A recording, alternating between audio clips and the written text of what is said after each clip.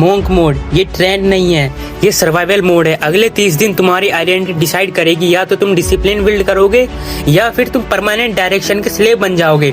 और सच सुनो, तुम्हारा बिगेस्ट प्रॉब्लम सिलेबस नहीं है, तुम्हारा प्रॉब्लम है नो कंट्रोल। फोन कंट्रोल कर रहा है तुम्हें मूड कंट्रोल कर रहा है, इन्वायरमेंट कंट्रोल कर रहा है, तुम कंट्रोल में नहीं हो।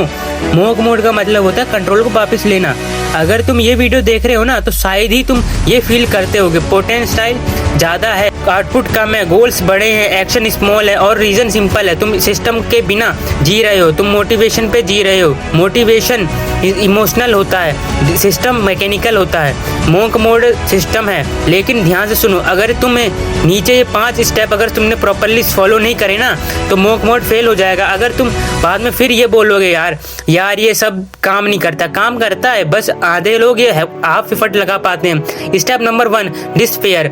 अगर तुम डिस्पेयर नहीं करोगे तो मोंक मोड स्टार्ट ही नहीं होगा यार। डिस्पेयर का मतलब होता है no unnecessary scrolling, no random gossip, no daily hang out, no validation posting. तुम जिंदा विजिबल रहोगे, उतना डिस्ट्रैक्टेड रहोगे। ये स्टेप स्किप किया तो बाकी 4 स्टेप काम नहीं करेंगे। सिंपल, क्योंकि डायरेक्शन बैकग्राउंड में एक्टिव रहेगा। Step number 2, fix wake up time. मुझे आइडेंटिटी रिसेट कर देता, सुबह का कंट्रोल नहीं तो लाइफ कंट्रोल नहीं। मोंक मोड में सेम वक्त, wake up time, no snooze, no notification. रजाई छोड़ना ही डिसिप्लिन का फर्स्ट प्रूफ है।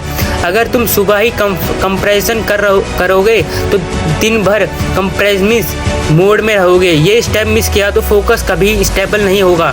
Step number 3, mental plus physical activation. सीधा पढ़ने मत बैठो, पहले मूड और बॉडी को एक्टिव करो। 10 मिनट मेडिटेशन, 20 मिनट मूवमेंट, ये तुम्हारा हार्मोन है। अगर ये स्किप किया तो डीप वर्क में 30 मिनट बाद माइंड भटकने लगेगा और तुम फिर फोन उठा लोगे।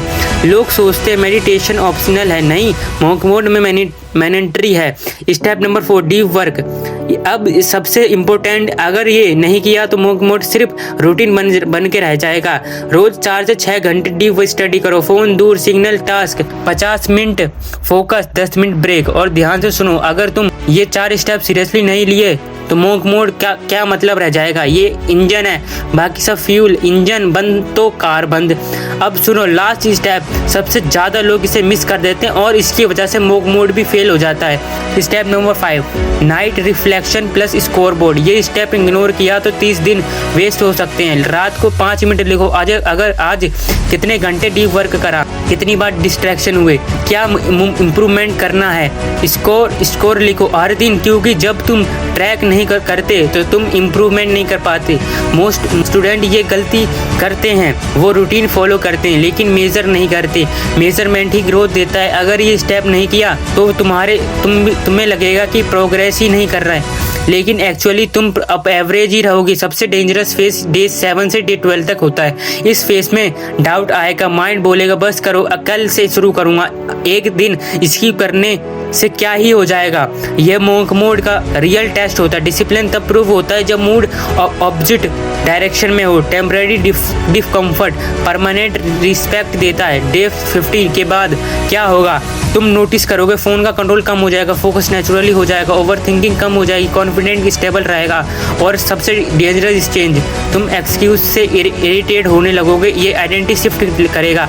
मोंक मोड एस्थेटिक नहीं है, ये बोरिंग नहीं है, ये साइलेंस नहीं है, ये लॉन्ड्री नहीं है, लेकिन पावरफुल है। अगर तुम 30 दिन ऑनेस्टली ये कर लेते हो ना, तो तुम अलग दिखोगे, तुम अलग फील जरूर करोगे। और अगर तुम हाफ एफर्ट दिए तो रिजल्ट भी हाफ मिलेगा। आप चॉइस तुम्हारी है, स्क्रॉलिंग करके नेक्स्ट डोपामिन हिट लेना या 30 दिन डिस्पेयर होके अपनी लाइफ को डायरेक्शन चेंज कर लो। डिसीजन तुम्हारा है, लेकिन याद रखना, एवरेज लोग शुरू करते हैं, सीरियस लोग कंप्लीट करते हैं। मोंक मोड स्टार्ट करने से पहले डिसाइड करो तुम कौन सी कैटेगरी में हो।